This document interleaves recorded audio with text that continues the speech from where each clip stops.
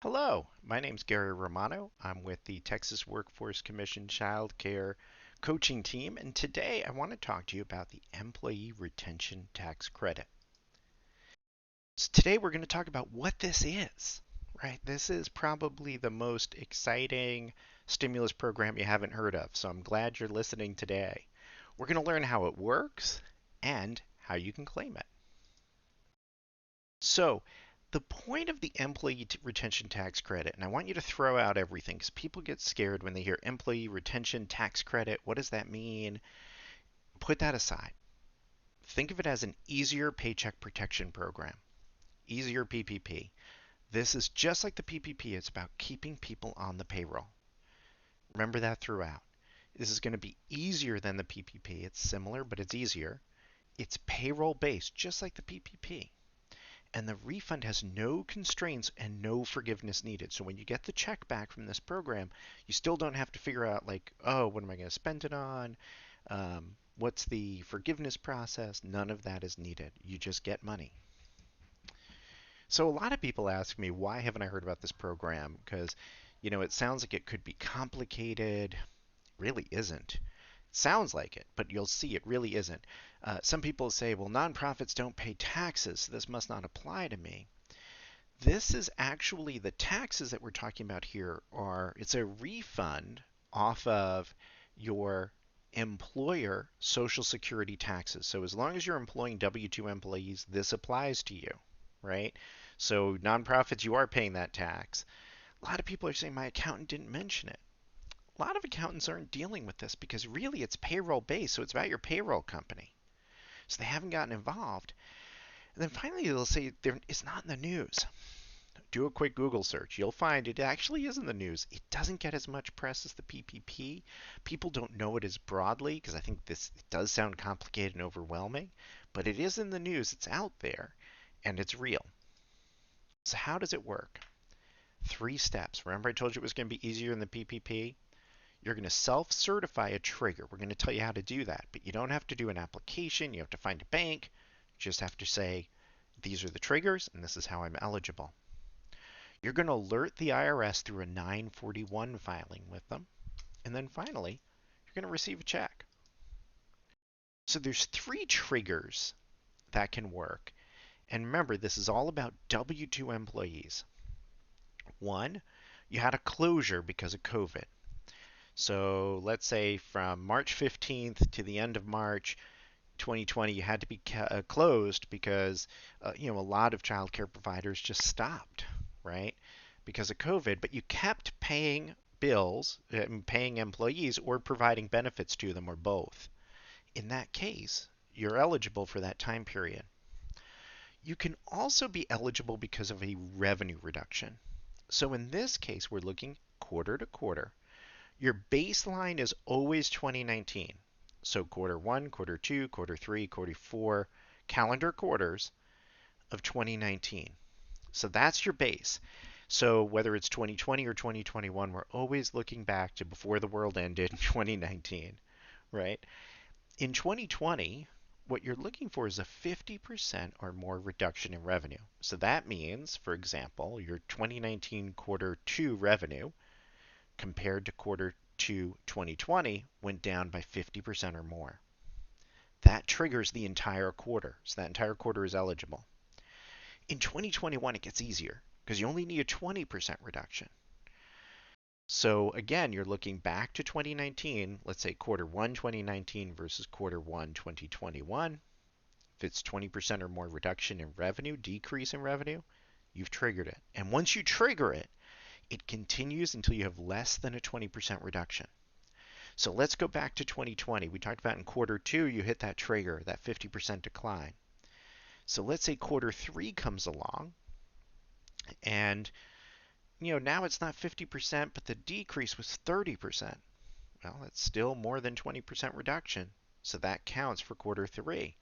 Then let's say quarter four, you start doing a lot better. It's only a 10% reduction. We still get quarter four, but it ends in quarter four because now you're above that 20%. So it continues for a while. Finally, the last one, and one of the most interesting ones, is the partial cessation of business. So this was one that really only got defined in March of 2021. And what the government said was, if you have a 10% more or more reduction in the capacity to produce goods and services, you can also be eligible for the employee retention tax credit. So what does that mean? So the example the IRS gives is a restaurant. So let's say a restaurant has takeout service and tables. The takeout service is doing fine, right? Are there some problems because of COVID in terms of some of the procedures and processes they have to use? Yeah, there are. But it's not a great reduction in their capacity to provide food on a to-go basis. However, let's talk about the dining room for a minute. In the dining room, they used to have 10 tables. Then, because they had to keep them socially distant, they had to roll 4 of those tables in the back room. Now they only have 6 tables. Well, they had 10, now they're at 6. That's a 40% reduction in their capacity to serve people. Keep in mind, it's not about how many people are sitting at those tables or lining up at the door. It's about their capacity to serve. So this is really about how much it's costing you to serve people under COVID regulations. How does this translate to the childcare world? Well, let's say your capacity is 70 kids. And then, let's say, because of distance restrictions and other protocols because of COVID, you can only serve 50 kids. That is a significant reduction. So you can see how this can play out. Now, to be clear, this can be in total or by business unit. So what do I mean by that? Let's say we took that 70 to 50 capacity reduction. Well, in that case, from 70 kids, which are normally licensed, to only being allowed a maximum of 50 under COVID, maybe that's the entire center population. Well, then the center qualifies. However, let's say you're a YMCA or Boys and Girls Club or a similar organization, a United Way, where you have a childcare business within a larger portfolio of different programs, and the childcare business may have reduced capacity. Well, and everything else might be doing fine. That's okay.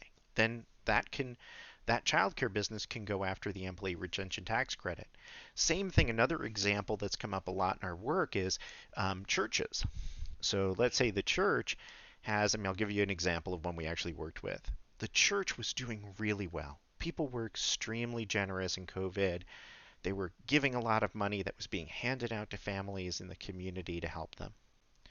So on paper, the church looked great because there was all this revenue. So revenue reduction, way up, right? The revenue was way up, but that money was going out the door. And the church's child care division, right? Their little child care center that was part of the church, that wasn't doing well. It had a lot of increased costs because of COVID.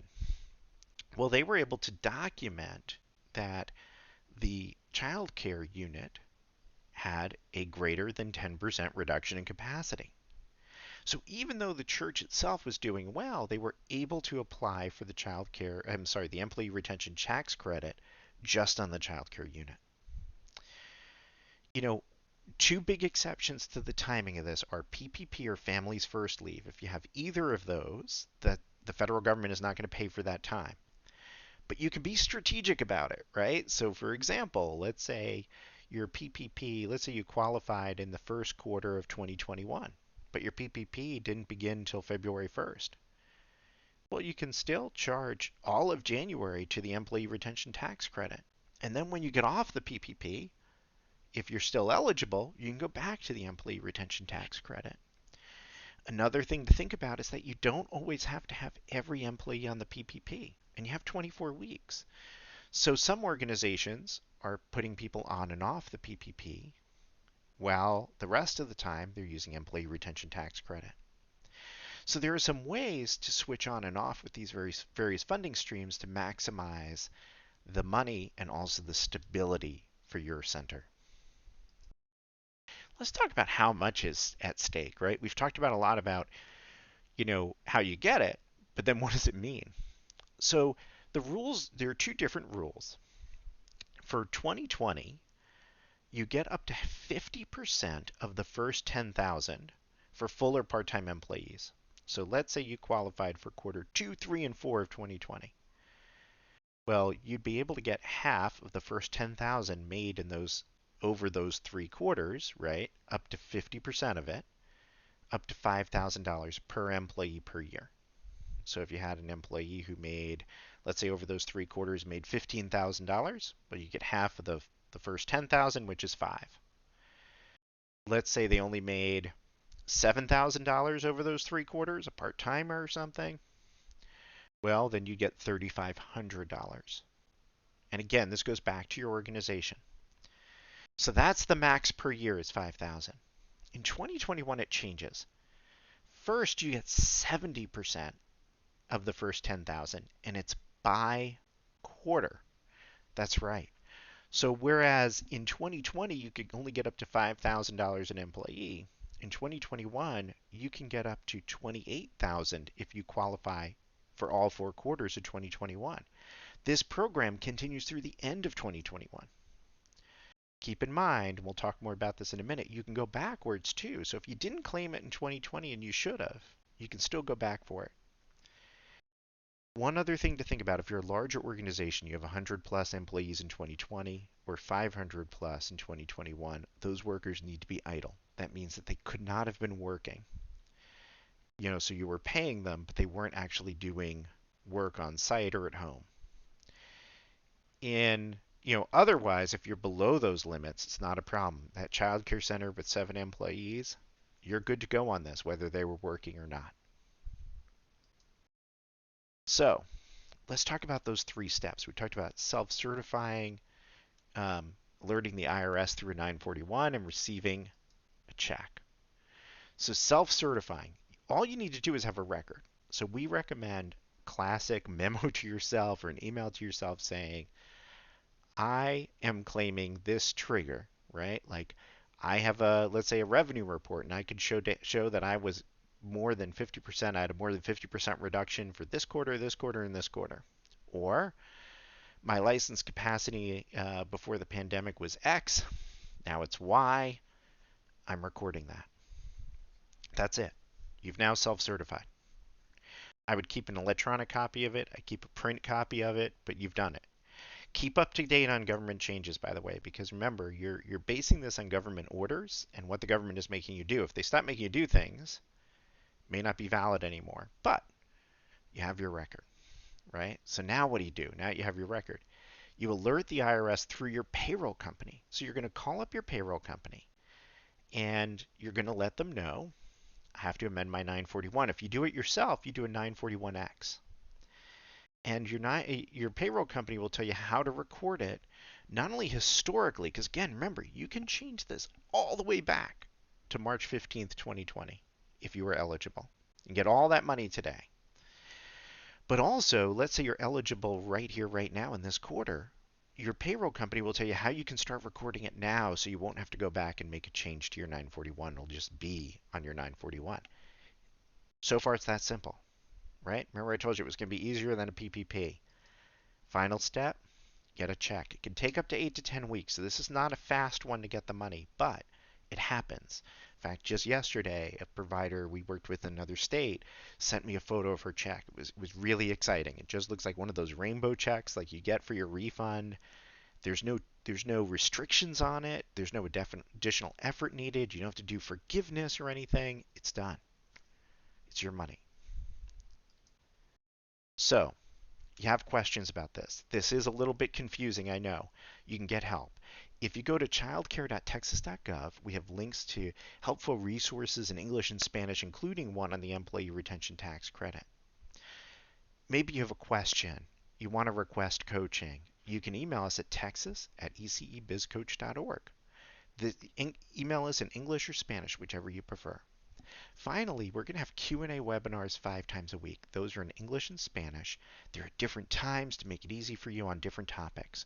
If you go to childcare.texas.gov, you can find the schedule and the topics for those.